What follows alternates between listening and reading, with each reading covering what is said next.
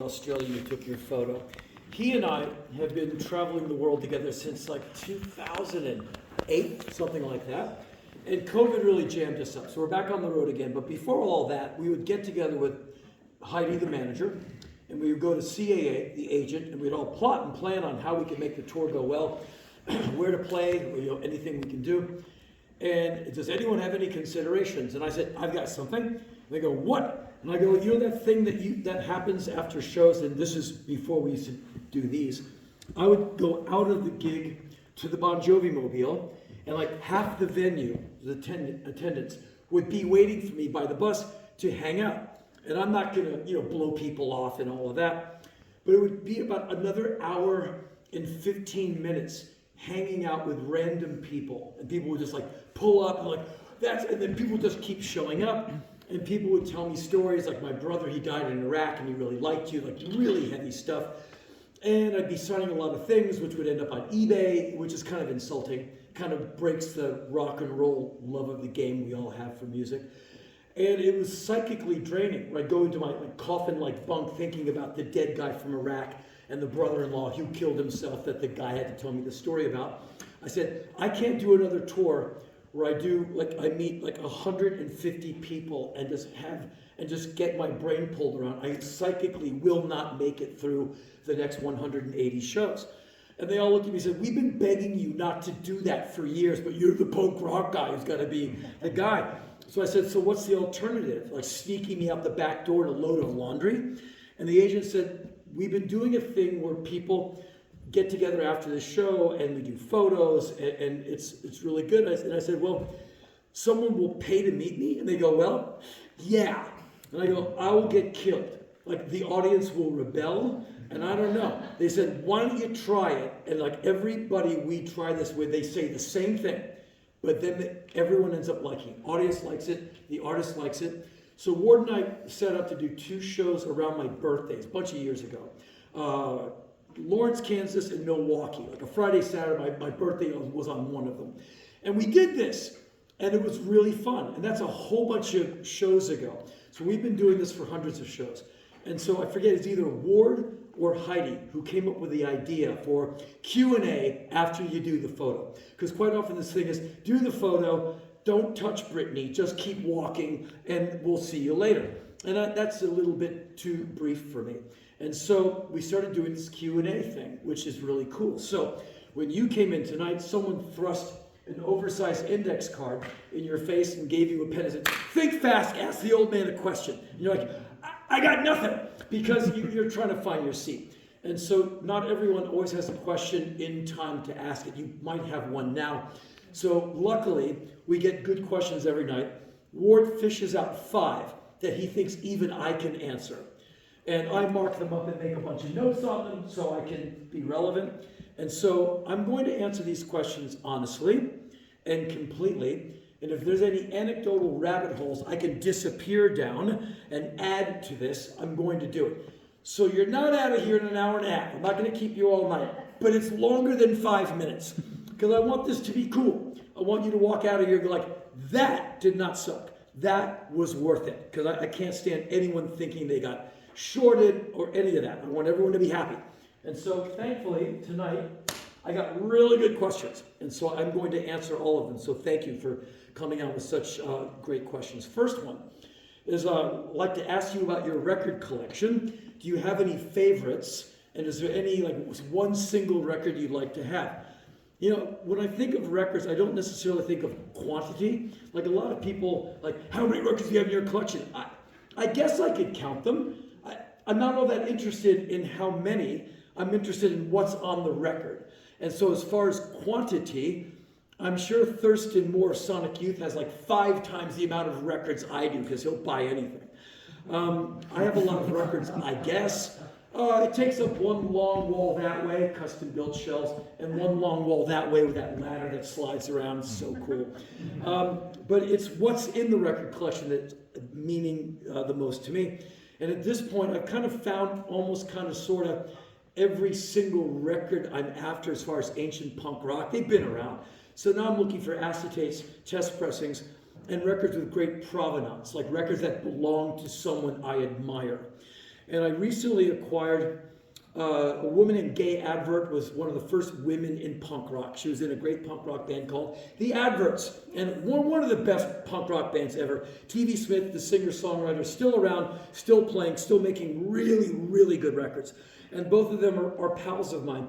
And Gay wrote me when we were in Europe earlier this year. He said, I know you're coming to London, I'm coming to the show, and I'm looking to get rid of my record collection. Do you want it? And I said, yes, I'll buy every record you have. I don't even care what's in it. I want the records that you had, because you're one of my heroes, and I just want them so I can write about them in database. I write all these dopey music books, and I want to put them in the book. And she goes, great, I'll bring them and you'll buy them. I'm like, yes! And so that's the kind of records I've been buying lately, records that used to belong to other people that I think are really interesting, and rare test pressings and acetates.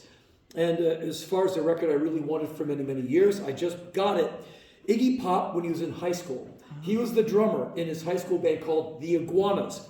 The Iguanas cut a thing called an acetate, which is a use once blank disc. You cut the music into it. You can play it 3 or 4 times. The thing falls apart. And it's basically the precursor of the reference CD. You want to hear the mixes you made today? Cut an acetate, take it home, play it, and throw it out. Punk rock acetates are very, very hard to come across because they're expensive to make. Van Halen, they cut like 5 a day, so the band would get one, the mucky muck at the top of Sony would get one. They're common. Devo acetates, they're all over the place because it's Warner Brothers. And so this acetate was cut, one of 3 acetates the Iguanas cut as high school students. I now own one of the 3. And I will never play it because I don't want to break it. I just like the fact that I know where it is. I've high-res scanned it, I've put it away, and I'll look at it a few more times before I die, but mainly I just want to have it. As far as records I know are out there that I want, there are many, and most of them are basically just punk rock mispressings. Instead of a Punch-Out Center, Smash It Up, The Damned, 1979, I want the Solid Center version. I met a guy in England who has one. I said, would you be willing to sell it? And he said, if the price was right. So he's leaving it. I was like, that's a passive-aggressive crap I absolutely hate. Like, put a price on it and chart it, like, we'll see. But he's like, how much you want to pay? And so no matter what I say, like, oh, no, I could never do it for that because he knows he has you at that price. That's just how we record collector schmucks are. And so there's a lot of records I'm still after, but at this point, I'm not as after records as much as I'm after rare paper. Contracts, flyers, set lists. And there's a guy I've been trying to meet for about 19 months.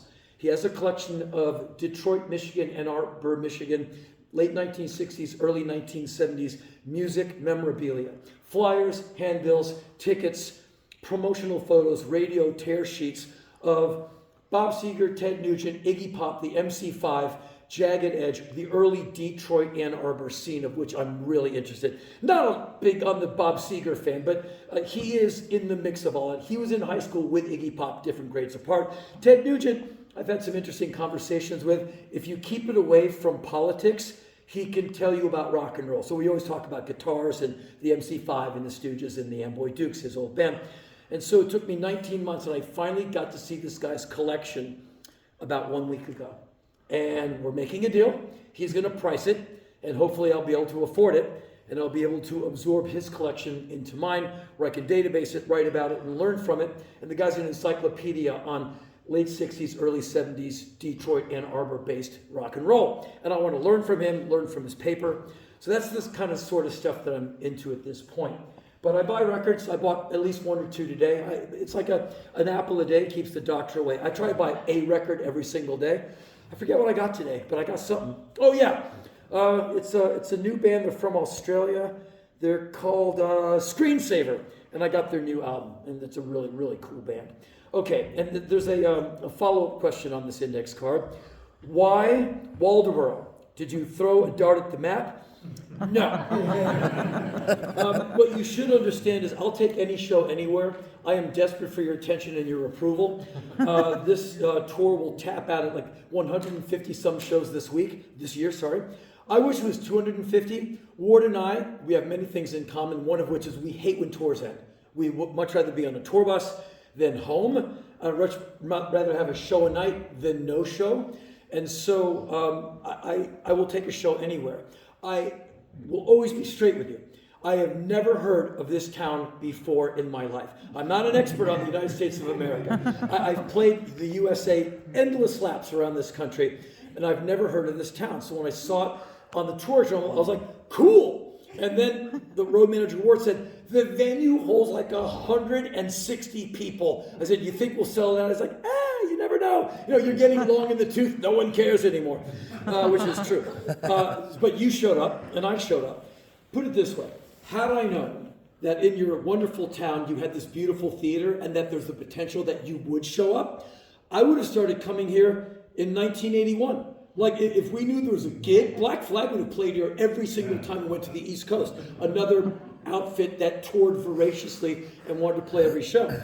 I had a great time tonight. I thought the audience, that one guy in the back was trying to help me for a minute. Maybe he just discovered beer or something, but he calmed down. But I would have come here on every single tour. What I'm saying is there's no town or venue that's too small for me.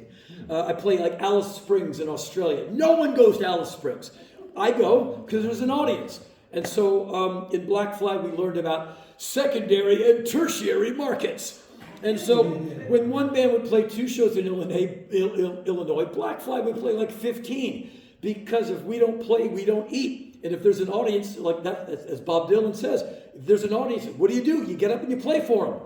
And so that's why Wallaboro. And if I get the chance, believe me, I'll be back here. I just hope someone shows up. You never know. But I absolutely have everything I need. There's a stage, a great venue, nice people. Why wouldn't I come back? It's all I hope for every single night. Okay, this is a great question. Favorite memories of Lollapalooza. The first ever Lollapalooza tour was in the summer of 1991. And now it's like, Bud Light brings you Lollapalooza. But back in my day, Jane's Addiction and the Rollins Band were buddies. And their respective managers were friends. Ted for Jane's, Richard for me. And they all got together and said, like, hey, Rollins Band should open for Jane's Addiction. And so my manager's like, how'd you like to open for Jane's Addiction? I go, oh yeah, those guys. I've never seen them, but everyone likes Jane's Addiction. And so we went out and met them, and they all were younger than us. Like, saw you when you were young, Henry, when I was like this big. And so the respect is there, and we watched them play, and like they're great. And we all got along. And we're just doing like a week at a time with them, like out of nowhere. Like James wants to do 5 shows. Like, okay, we stop band practice, run out and do 5 shows of Jane's Addiction in the Midwest, go back to band practice and work on music. And at one point we're doing like 4 shows of them, like Michigan, Ohio. And we're following their 2 tour buses in our little van. And we get to somewhere, and my road manager, Rick Smith, says, Perry wants to see you on his tour bus. And I've never been on a tour bus before. And I look like, like a bumpkin going into the big city. I like walk on the bus like, whoa, that's a coffee machine? And they're like, yeah, what's in there? That's a bathroom. You guys have a bathroom on board? Because like we're used to like pull over, gas station, truck stop, someone has to go. We'll never get to Pittsburgh. And like, those are bunks? You sleep on this thing? Like it was just a different world. And I forget who it was in Jane's Addiction, maybe the bass player. He was ashamed. He said, oh my God, you've never been on a tour bus? I said, no. He said, Henry, we've done like 20 shows, and like we play big places, we're on a tour bus. You got your ass kicked in clubs for like the last 10 years of your life and helped invent the punk rock wheel, and you've never been on a bus? I'm like, no, like, there's something very wrong with that. I said, no, it's just how it is, man. Some people are quarterbacks, and some people like serve the water. I'm the water guy. It's fine. And so I'm to meet Perry in the back lounge where he's editing the movie The Gift. He's got these video editing things, like he's multitasking demon genius. He's like, hey man, have a seat. Like he's kind of like a drug dealer, criminal band leader. And he would do this thing where he would talk past you and he'd look to see if you're paying attention. Hey man, I want to do a festival where we're going to have NRA booths and anti-NRA booths. And bands of all different kinds will play, and there'll be this multicolored audience. So what do you think, man? And I'm like this kind of straight IRS narc guy. It could be a viable venture. I don't know. You have to look at the books, the numbers, the way the wind is blowing. Like, so what do you think? I go, it sounds interesting to me. All right, you can go, man. And I leave. what does that even mean? So later that day, the manager says, Perry and his manager want to have a meeting with you in the Jane's Addiction dressing room. And I go in there, there's this Perry and Ted, and they go, so man, we're going to do this thing called Lollapalooza. And it's going to be a bunch of bands, and we want to offer you the opening slot for the first half of the tour. And, me being immediately political. So the rest of the bands are going to play the whole tour, but the opening band only gets to play half the tour. Yeah, man. So a young band, like I'm young, so a young band can get out there. Oh, so you're giving me a big break is what I'm thinking, not saying. Why talk yourself out of a gig? And I decided to go for it. I said, I've been at this a long time, and I really appreciate the offer, but, God, why am I screwing myself? I'll either take the entire tour or no tour at all. If everyone else gets to do the whole tour, the damn opening band should be part of the whole story from beginning to end. And that's what I'll do. And they both kind of went, did you just talk to the king in that manner? And they said, we'll think about it, man. And I walked back to our tiny dressing room, and Rick Smith, the roadman, was like, what did you just do? I said, I think I just talked myself out of what could be a really good gig. And Perry and Ted talked to me later in the day and said, you know what? You're absolutely right. You want the whole tour? I said, yeah, I really want this. I love you guys. I just want to be there at the beginning and the end so I can be, part of the thing. And he went, absolutely. And every day at a big gig, they make a call sheet, like 8 p.m. this band, 9 p.m. And they always have a memo at the bottom, like, don't eat the brown M&Ms or whatever. And at the bottom of the tear sheet, Jane's Addiction would like to welcome the Rollins Band to Lollapalooza. And I still have that in a page protector in a climate-controlled environment. And so that's what led us to get on the first ever Lollapalooza. So the first notes ever struck at the first ever Lollapalooza performance were by the Rollins Band. And I would love to say the first thing they heard was me yelling. But they had muted the mic line through the front of house. So the band is playing, and they're like, dude, sorry. And I come in half a verse, and the first verse is just me yelling at a bunch of people in Arizona, and they're like, what's he doing? Just working his jaws. And so we would play, and then the Butthole Surfers would play, and then Ice-T would play after that, and then Nine Inch Nails, and it would go on and on and on, and finally Jane's Addiction crushes the thing at the end of the night. So fun things that happened on Lollapalooza. The Butthole Surfers have been my friends since the early 1980s. I met them when I was in Black Flag. A better group of guys would be hard-pressed to find. A more wicked, amazing band. Impossible to find. They're amazing. And so they had this routine they did for the first few shows of the tour, and you knew it was too good to last. The band comes out on stage, and one of their roadies, a guy with red hair, his name was Danny Flame, they called him because of the red hair. Danny comes out dragging a shotgun by the butt. He's only dragging the barrels across the stage, and he picks it up and he gives it to Gibby, the singer, who's like 6'9" inches of weird. He takes the gun, goes up to the mic, and everyone hears the shotgun load. I didn't see you people dancing to the Rollins Band, you dumb bastards! And he starts shooting into the audience. What they don't know, there's no shot in the charge, it's just gunpowder. The boom is monumental. The fire comes out of the barrel. It looks like they're being shot at. Everyone on the side of the stage has a cardiac because he's killing people in the audience. No one in the audience, oh, that's fake. They're like, ah! Running in sheer animal panic, like people falling over each other. It's funny, but it's not that funny because it's real. Someone's going to get hurt. And so by the time they do it the third time, Kevin Lyman, right before he invented the Warped Tour, who's the stage manager on Lollapalooza, he said, if I see that shotgun one more time on this stage, I'm firing every single band on this tour.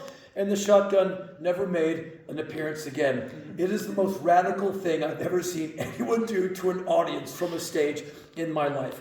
So several days later, we're in Atlanta, Georgia, and I'm backstage in our dressing room. There's no one in it but me. We would play at like 11 in the morning. By lunchtime, we're done for the day. Have lunch. I always have lunch with Ice-T, and I drink coffee and watch the other bands for the rest of the day. And so the dressing room door opens, and Gibby walks in with a girl who's about 15 years of age. And she looks utterly terrified. Like, Henry, this is Louise. I'll let you two get acquainted. And he leaves. I'm like, oh no. This, you cannot be here. Here's a Pepsi. I've got to go. And I run. I leave this girl in our dressing room. I can't be, this is Georgia. This is anywhere. I'm not going to sit in a dressing room in back of a rock gig with a preteen girl. Because there's cops everywhere. There's no way I'm going to talk myself out of the wrath of a cop. Gibby from the Butthole Surfers deposited this girl in this room. I don't want to know her. That's not going to work. And so when I leave the room, I see Gibby. I'm, Gibby, what'd you do? Did you guys have a nice chat? That's classic Gibby. And so another one of the great parts of the Lollapalooza tour was everyone became great friends. And the Butthole Surfers and us, we conspired, since our gear is basically on stage at the same time, we would basically do a 5-minute transition where both bands would play on stage at the same time. We're winding down our set. They would come on, grab their gear, and we would do this 7-minute, 3.5 minutes of our set, 3.5 minutes of their set, weird blues jam with Gibby and I both singing. Everyone's on guitars. And then the Nine Inch Nails drummer would come and do percussion with us. And then someone else from some other band would come and do something else with us. And it turned into this music melee on stage of noise. And Kevin Lyman, the stage manager, shut that down. And then Ice-T would say to me, you got to come and sing with me. And body count. I'm like, okay. So I learned some songs, and one day I do Cop Killer, and the next day I do Cop Killer, and There Goes the Neighborhood. And I sang almost every single day with Ice-T, more and more songs per day. So I'm doing up to 2 sets a day. Our drummer Sim is playing percussion with Jane's Addiction and also with Susie and the Banshees. Susie and the Banshees percussionist is also playing with Jane's Addiction. And Vernon Reed of Living Colour is jamming with us. And our guys are playing with Living Colour. And so by the time the tour is midway, everyone is playing with everyone else. So the audience gets this really cool mix of people jamming. And the times where Vernon Reed played with us was just insane, man, because he's such a monster player. And so that was one of the tours I really regretted when it ended. I really hated that it ended. And so the last day was in Seattle. And I so did not want to say goodbye to all of those people. I did my set, and I had the road manager arrange a flight for me. I showered, and without a word, I got in a van, and I went to the airport, and by the time Jane's Addiction hit stage that night, I was back in my house, my little house in Venice. I just didn't want to say goodbye to all those people because I just thought I'd start crying, because I like those people so much. And so I'm so glad I got to be on Lollapalooza, but I'm glad I got to be on the first one when it was still Perry Farrell's social experiment. We didn't even think anyone would show up every single day. And now, the thing is huge. It does it for 2 days a year in Chicago. But in those days, it was an experiment that actually worked. And it was a really, really fun time. And so I just feel really lucky. This question requires a little bit of explanation. Basically, the question asks, did you ever get a chance to outdo Iggy Pop? And so Iggy Pop is my hero. I think the Stooges was America's greatest rock band. I think Iggy Pop is America's greatest rock frontman. As far as the rock genre, you can't take anything away from Prince or James Brown or Sly Stone. But as far as hard rock guitar music, it's Iggy. And I don't even think there's a close second, because I don't think there's anything remotely like him. There's a lot of great rock singers. Robert Plant, David Bowie, Mick Jagger, Nick Knox, Nick Cave. These are all amazing people. Iggy is really his own universe of whatever it is he do. And so, as a joke many years ago, I said to myself, I'm going to outperform Iggy Pop. And I've done shows with Iggy over the years. And so the first time we played together, I saw him, we opened for him in Denmark, and I said, okay, the next time we play, I'm going to crush you. And so the next time was in Finland years later, and I knew we were going to be opening for Iggy. So I'm in the gym training like there's no tomorrow. I will never fatigue. As David Lee Roth said, Henry, my body looked like a piece of concrete draped in wet toilet paper. I was just no body fat. I was ready. And we fly to Finland for this festival. It's us, Iggy, and then The Cure. And so I go out there and just really lay it down. Iggy's watching from the side. I walk by Iggy just like, and then Iggy goes on stage, but the stage is set for The Cure. And so it's The Cure's show, we're just playing on it. There's potted plants everywhere. There's flowers, it's beautiful. I managed to not touch anything because it's The Cure stage. I'm not there to mess anything up. Iggy, on the other hand, sees every potted plant and he starts drop kicking them into the audience and smashing them. And then he invites everyone up on stage. Now he's covered in sweat. He's now rolling on the stage. He's now covered in potting soil and blood from rolling on the clay vases. And so now he's bleeding with such charisma, like right under the pectoral. He's bleeding right from his lip. You're like, God, he's a hero. And he's got all the 500 people on stage singing Lust for Life while he's rolling around. Everyone's passing the microphone around. It was sheer chaos. And then he starts kicking out the footlights so the Cure guy looks like he's human. And so he's breaking those and he demolishes the Cure stage. And you see the Cure's manager is really mad, and you see the Cure's road crew are laughing their asses off. Because who doesn't love Iggy? And so he finishes the show by standing on stage alone. He takes the guitar player's guitar, he throws it as hard as he can up in the air, directly over his head, and just stands there. Like it's either going to hit me or it's not. Everyone's like, and it lands right next to him. And he grabs the mic and the guitar. He starts shaking the guitar so it's making all this noise. He goes like, ah! And everyone's like, what is this? He does this weird atonal guitar vocal noise thing for like 2 minutes and drops everything, walks by me, covered in blood and potting soil. Looks at me and goes like, and that's when I realized, you're never going to beat this guy. And he did say to me a while later, hey man, pretty good show in Finland. You played pretty hard. I knew what you were up to. I will say that I wouldn't have been able to play that hard the next night, but nice try. And so no, I've never beat him. And I've met Iggy at least 150 times in my life. I would never call him a friend. In that, I don't know if anyone knows that guy, and so I always keep it really light. Like I'll be at an Iggy show, and he knows I'm there, and his manager will come up. He's Scottish. Hey, Iggy wants to see you. I go, no, that's fine. I'll just walk on. No, he knows you're here. He wants to see you. And I'll never forget this. I go backstage, and he's there with his wonderful wife Nina. And he's backstage naked except for a towel. He was like, pardon me if I don't get up. Like, no, sitting is fine. And I've had these really interesting post-show backstage conversations with Iggy. And he's always very, very nice to me. He knows I'm a big fan. And the first time I ever met him, I was at a release party when Ray Manzarek of The Doors did his own recording of Carmina Burana as a solo endeavor. And a friend of mine, a press guy, a friend of Iggy's, got invited to the party at Elektra Records. He said, be my +1, come with me. And I'm like 22 years of age. All I think of is free food. And so I go, and the Go-Go's, the band, are sitting on a couch with this huge potted palm going over them, and kind of the fronds are over their heads. So I go over to the actual pot, and I start shaking the palm tree this way. So now the palms are hitting them on the head, and they're looking around like who's tickling our hair? And it's me on the side, and they see me. Oh, it's that wretched Black Flag guy. And I told Belinda Carlisle, do you remember I saw her at a benefit a few years ago. Remember when I was assaulting you guys with the palm tree? She's like, yes, she's got a good memory.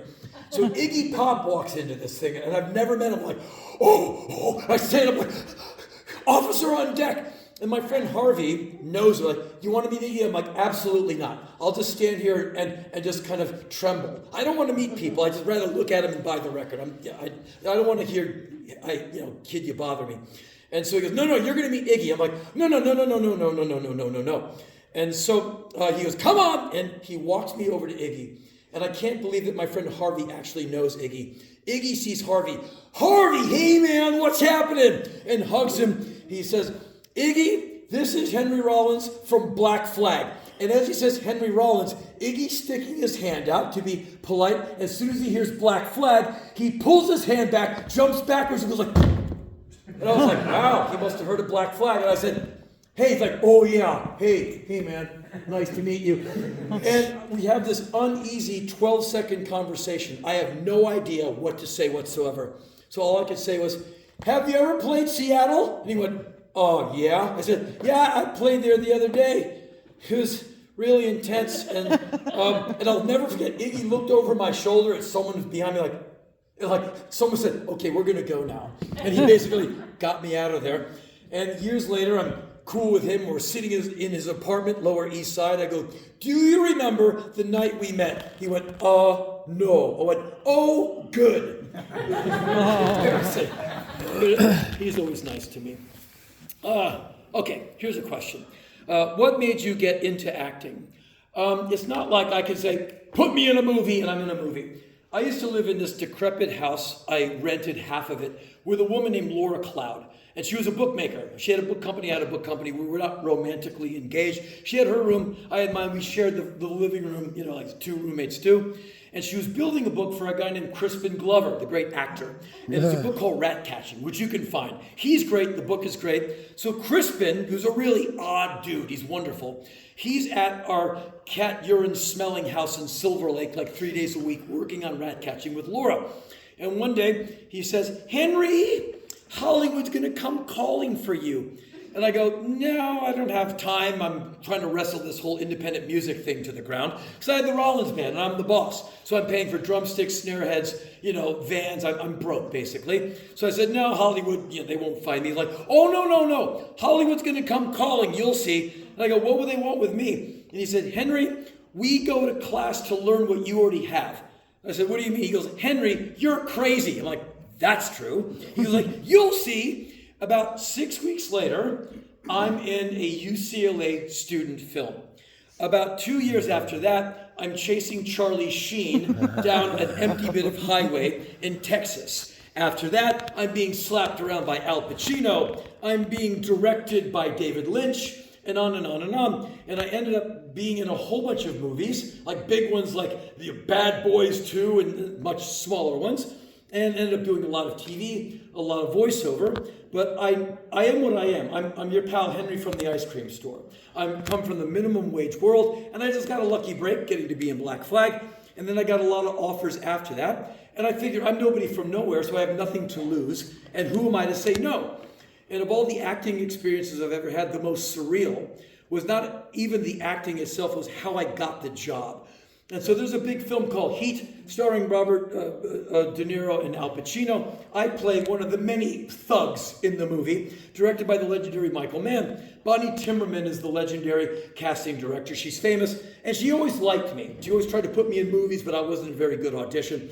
And so, Henry, I really like you for this film. So she cast me as like some bad guy, and I'm going to get this part, but I have to meet Michael Mann. So I go to his office in Century City for a noon meeting, 1 p.m., 1:30. I'm in his waiting room like, let me go, because I'm hyperactive. I got to take like 3 buses to get back to my hovel, so I can't afford a car.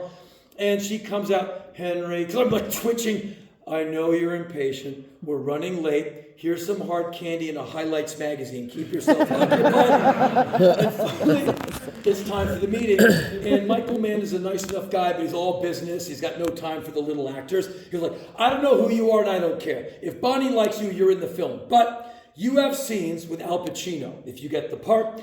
Al Pacino and Robert De Niro, there's a lot of tension on the set. And if Al Pacino doesn't like you, I don't need more tension on my set. I'm like, okay, sir, what does that mean? It's like, we have to see if Al Pacino likes you.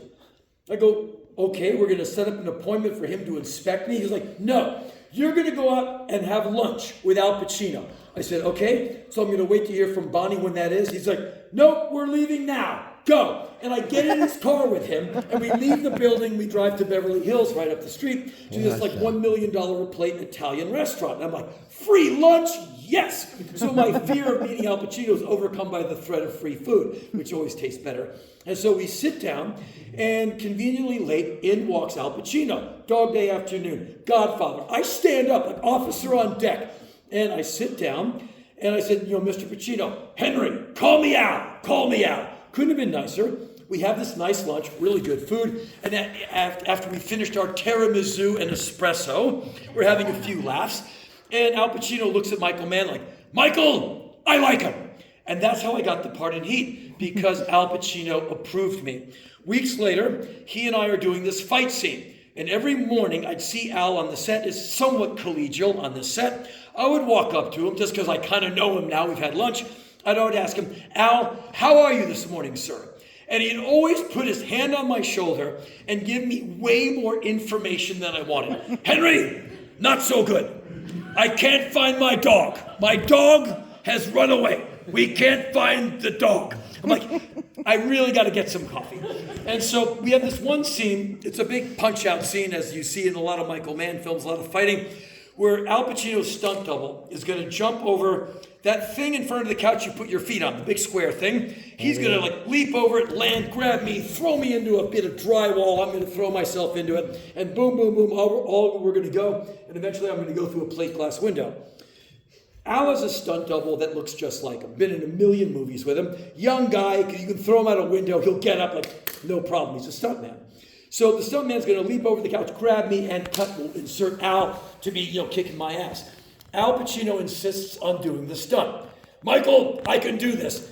Al, we can't afford to have you injured. We have your stuntman. No, I'm going to do it. You don't tell Al Pacino what to do. And so Al does the stunt. He leaps over and the thing and lands right in front of me. Okay, I think I have killed my leg. And cut. I go, are you okay? No, Henry, I am not.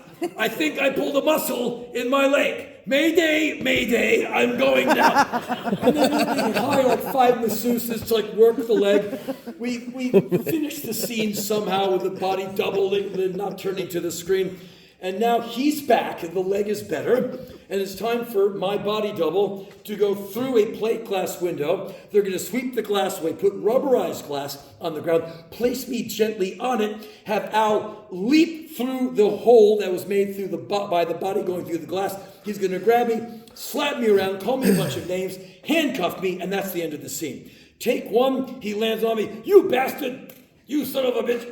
And cut. I said, Al, you're never going to sell that scene because it doesn't look like anything. I said, Al, there's nothing that skinheads from the Reagan era haven't already done to this face. On the next take, hit me really hard. Let's sell this. Henry, I don't want to hurt you. I swear it can't be done. This face has seen it all.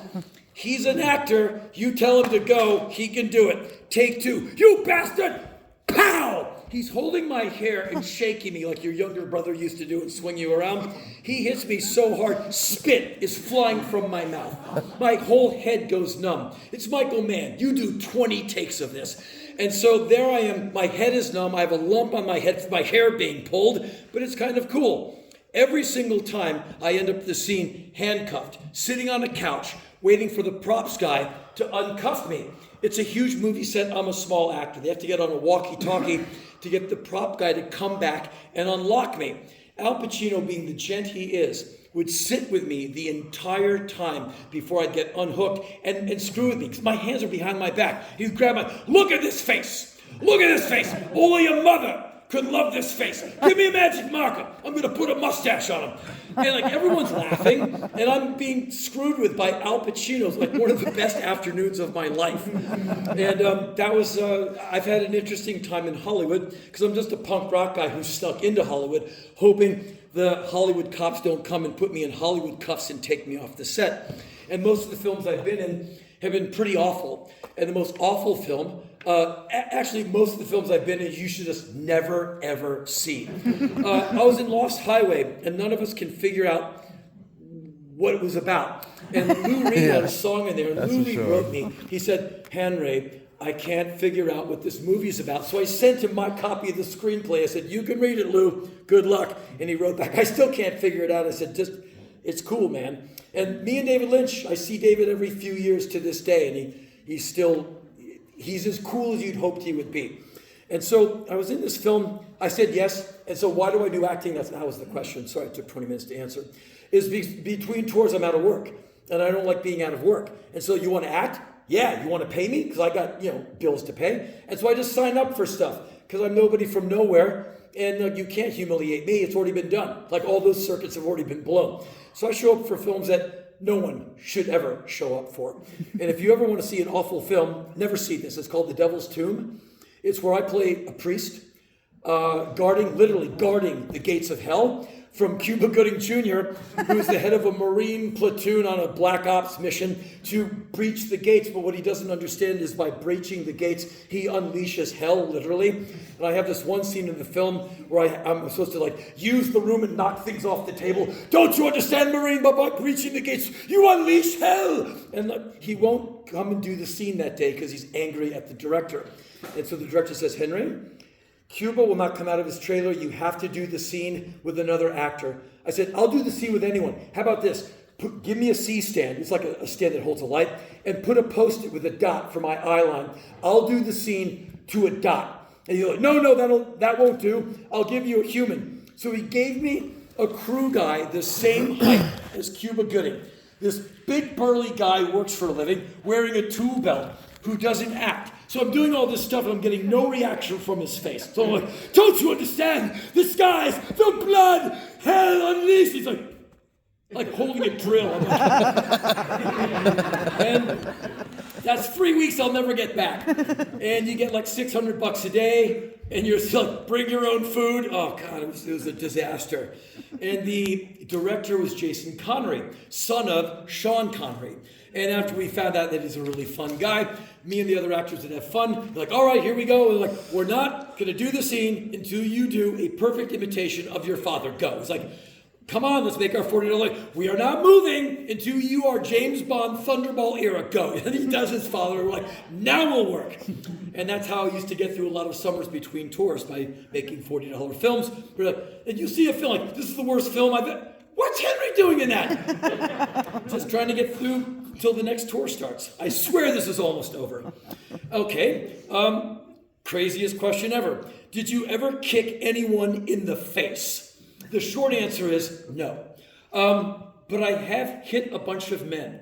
Back in the Black Flag days, there's a lot of testosterone. Between Reagan and Thatcher, there's just a lot of anger in the air. And for some reason, punk rock youth used to have a problem with me, or they'd be angry at Greg Ginn's new music because it's slower, and they'd always take it out on the singer. And I never threw Greg under the bus.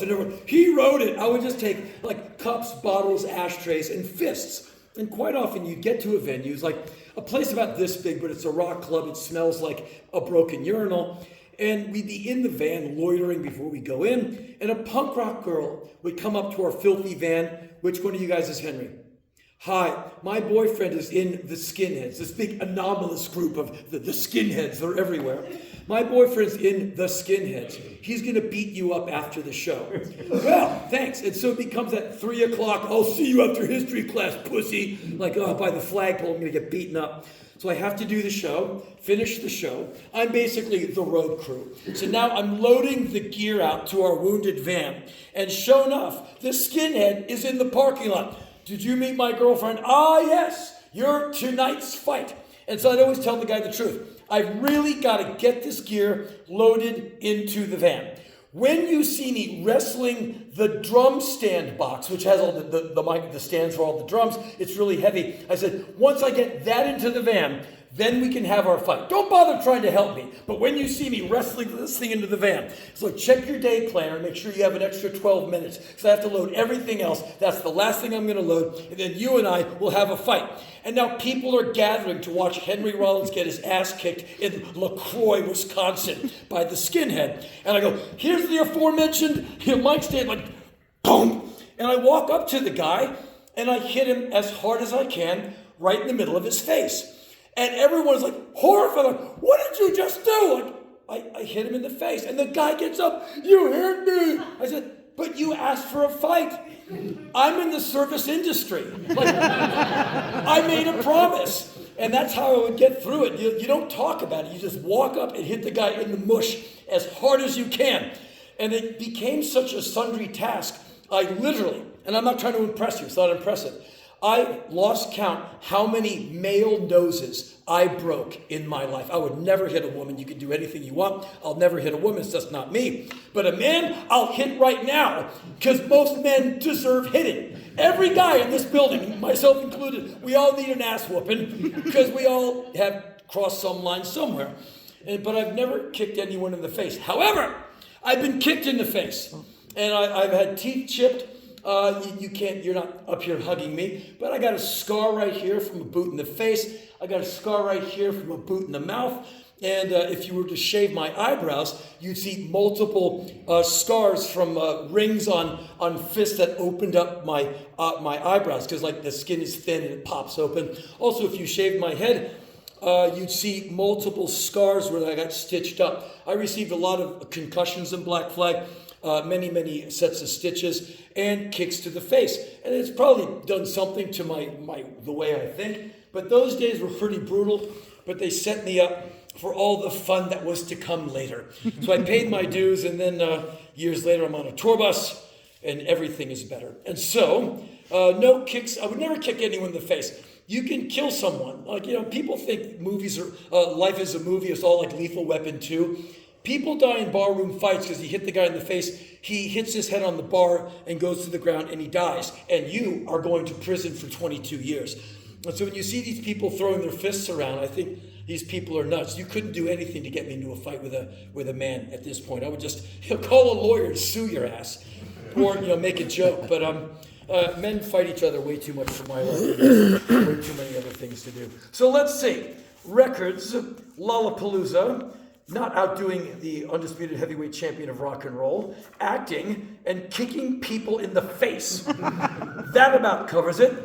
Hopefully, this did not tax your evening too much. I know you have many days to go before the weekend, and hopefully this did not suck. Thanks for showing up tonight, and I guarantee you, if I'm ever allowed to tour again, I will definitely be begging for a show here. You were wonderful. The venue's fantastic, and thanks for enduring me. Good night. Thanks. Thank you.